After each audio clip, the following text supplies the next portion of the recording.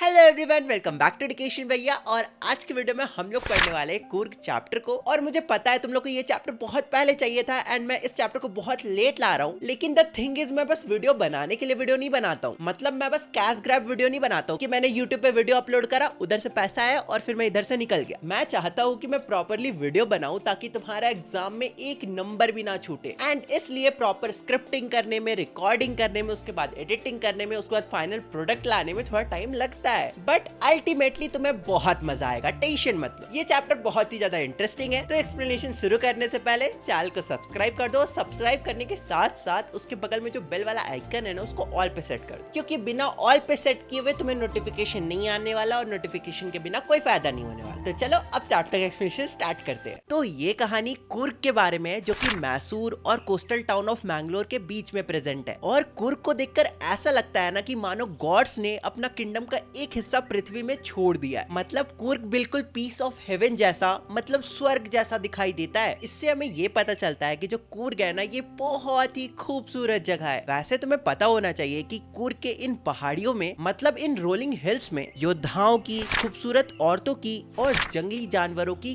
कोई कमी नहीं है। वैसे जिन्हें नहीं पता, कुर्ग को कोडागू भी कहा जाता है और ये कर्नाटका में लाई करता है, मतलब कर्नाटका में। और ये जगह रेन फॉरेस्ट, स्पाइसेस और कॉफी प्लांटेशन के लिए फेमस है। और मैं तुम्हें बता दूं कि कुर्ग का 30% हिस्सा रेन फॉरेस्ट है। हाँ, तुम सही समझ रहे हो, पूरे कुर्ग का 30% हिस्सा रेन फॉरेस्ट है। वैसे बचपन से मैं भी चाहता था कि मेरा घर जंगलों के बीच में होता, कितना मजा आता, कितना ग्रीनरी होता, कितना मजा आता। हम लोग ट्री हाउस में रहते, रोज सुबह जंगल के अंदर जाते और फल फ्रूट्स तोड़ के लाते और ताजा ताजा खाते। पर फिर मैं धीरे धीरे बड़ा हुआ और उसके बाद मुझे रियलाइज हुआ कि मैं बहुत ज्यादा और मैं जंगल में एक दिन से ज्यादा सरवाइव नहीं कर पाऊंगा। खैर, वापस टॉपिक पे आते हैं। फिर ऑथर हमें बताते हैं कि मॉनसून में कुर्ग में घूमने आना एक सही ऑप्शन नहीं है, लेकिन सितंबर से मार्च के बीच में कुर्ग को विजिट करना बेस्ट टाइम होता है। एकदम परफेक्ट वेदर होता है, हल्की हल्की बारिश हो रही होती है और साथ ही में फार्म से आती हुई वो कॉफी की खुशबू, मजा ही आ जाता है। फिर ऑथर हमें बताते हैं कि कुर्ग में ट्री कैनोपीज के नीचे बहुत सारे कॉफी स्टेट्स और कॉलोनियल बंगलोज हैं। मतलब पूरे कुर्ग में इतने बड़े बड़े पेड़ हैं जो पूरे कुर्ग को छांव से भर देती है और साथ ही साथ रूफ भी प्रोवाइड करती है, मतलब छत भी प्रोवाइड करती है। अगर और भी आसान शब्दों में बताऊं तो अगर कोई भी नॉर्मल इंसान, सपोज तुम कुर्ग में जाओगे और उसके बाद जब तुम आसमान की तरफ देखोगे ना, तो तुम्हें आसमान नहीं दिखेगा, उसके जगह पे तुम्हें पेड़ और उसकी पूरी पत्तियां दिखाई देगी। तो इसलिए कुर्ग में इन बड़े बड़े ट्रीज के नीचे शेड में, मतलब छांव में, बहुत सारे कॉफी के प्लांट्स लगाए हुए हैं। मतलब कॉफी प्लांटेशन की गई है, सिंपल। और बहुत सारे कॉलोनियल बंगलोज भी प्रेजेंट है। कॉलोनियल बंगलोज का मतलब ब्रिटिश के टाइम में जितने भी बड़े बड़े घर होते थे या बंगलो होते थे,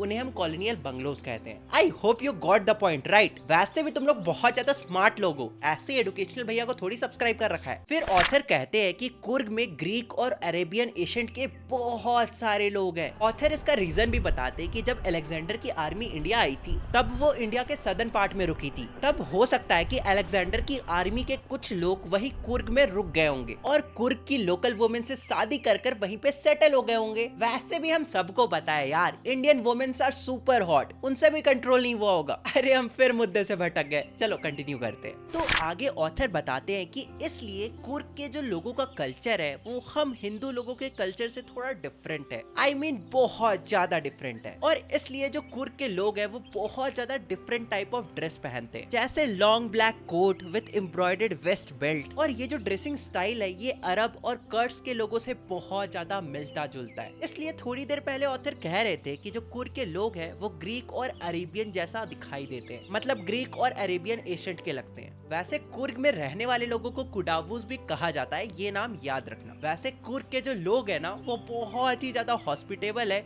और विजिटर्स का बहुत ही अच्छे से स्वागत भी करते हैं। और जैसा कि मैंने तुम्हें स्टार्टिंग में बताया था कि जो कुर्ग के लोग होते हैं वो बहुत ज्यादा योद्धा टाइप के होते हैं और बहुत ज्यादा ब्रेव होते हैं। इसलिए तुम्हें कुर्ग के ऑलमोस्ट हर घर में टेल ऑफ वेलोर सुनने को मिल जाएगी। टेल ऑफ वेलोर का मतलब होता है ब्रेवरी की कहानियां, क्योंकि कुर्गी लोग बहुत ही ज्यादा ब्रेव होते हैं, सिंपल सी बात है। और इसलिए first chief of Indian army जो थे ना, वो कोई और नहीं थे बल्कि जनरल करियप्पा थे, जो कि कुर्गी थे, मतलब कुर्ग से ही बिलोंग करते थे। और बस यही नहीं, कुर्ग के जो लोग हैं ना, उन्हें बिना लाइसेंस के फायर आर्म्स रखने का परमिट है। मतलब वो लोग बिना लाइसेंस के गन वगैरह कैरी कर सकते। और तुम लोगों ने कावेरी रिवर का तो नाम सुना ही होगा, वो कुर्ग से ही ओरिजिनेट करती है, मतलब कुर्ग से ही निकलती है। और यहाँ पे महसीर जो कि एक रेयर फ्रेश वाटर फिश की वैरायटी होती है, जो कि बहुत बड़ी बड़ी होती है, वो यहाँ पे पाई जाती है। बस यही नहीं, हमारे कावेरी रिवर के पास ग्रेट डाइवर्सिटी देखने को मिलती है, जैसे कि बर्ड्स, ह्यूमंस और डिफरेंट टाइप्स ऑफ एनिमल्स। फिर ऑथर हमें बता रहे हैं कि वो जब कावेरी रिवर के पास बैठे हुए हैं तो उन्हें क्या क्या देखने को मिल रहा है, जैसे कि एक किंगफिशर बर्ड जो कि कावेरी रिवर में डाइव मार रहा है मछलियों को पकड़ने के लिए। दूसरा स्क्विरल्स और लंगूर्स जो कि फ्रूट्स को आधा आधा खाकर पानी में फेंक रहे हैं, ताकि वो लोग भी वाटर स्प्लैश का मजा ले सके।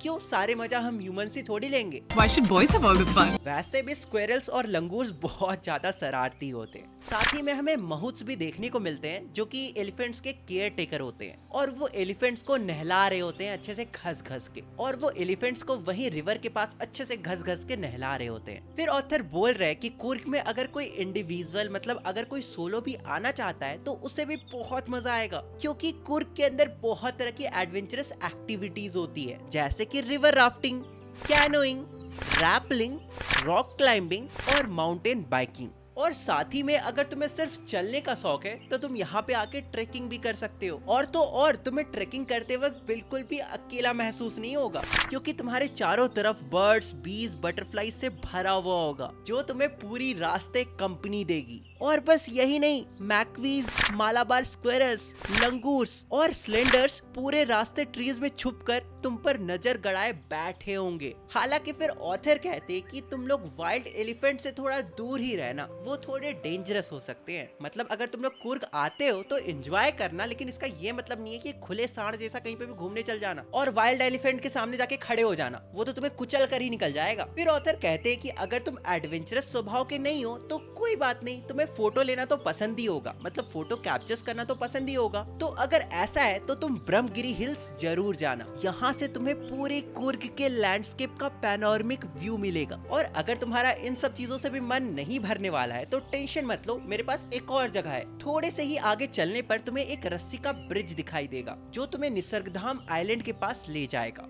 और ये आइलैंड 64 एकर्स जितना बड़ा है, मतलब बहुत ज्यादा बड़ा नहीं है, ठीक ठाक सा आइलैंड है, छोटा सा आइलैंड है। लेकिन यहाँ पे बहुत सारे स्टूडेंट्स के मन में डाउट आ गया होगा कि कर्नाटका के अंदर आइलैंड कहाँ से आ गया। कर्नाटका कौन सा ओशियन के बीच में है? हमने तो लक्षद्वीप आइलैंड सुना था, अंडमान एंड निकोबार आइलैंड सुना था, ये निसर्गधाम आइलैंड कहाँ से आ गया? तो देखो, ये जो आइलैंड है ना, ये कुर्ग के अंदर ही लाई करता है, लेकिन भले ही ये ओशियन के बीच में नहीं है, लेकिन ये चारों तरफ से कावेरी रिवर से घिरा हुआ है। तो अगर तुम्हें ये आइलैंड जाना है ना, तो तुम्हें या तो रिवर पार करके जाना होगा, या तो तुम एक रोप ब्रिज से जा सकते हो, जिसके बारे में ऑथर में बता रहे हैं। ऑनेस्टली कहूँ तो इस चैप्टर को पढ़ने के बाद लिटरली मेरा कुर्ग जाने का बहुत मन कर रहा है, एंड मैं पक्का अगले 1-2 साल के अंदर जाने वाला हूँ। और साथ ही साथ मैं इंस्टा में फोटोज भी पोस्ट करूंगा, तो मुझे इंस्टाग्राम में फॉलो कर लेना, ओके। फिर ऑथर कहते हैं कि वहाँ से कुछ ही दूर पे एक बायलाकप्पी नाम का जगह है। तुम बायलाकुप्पी बोलो या बायलाकप्पी बोलो, मुझे नहीं पता, बस स्पेलिंग देख लेना। और इस जगह पे इंडियाज लार्जेस्ट तिब्बतियन सेटलमेंट है,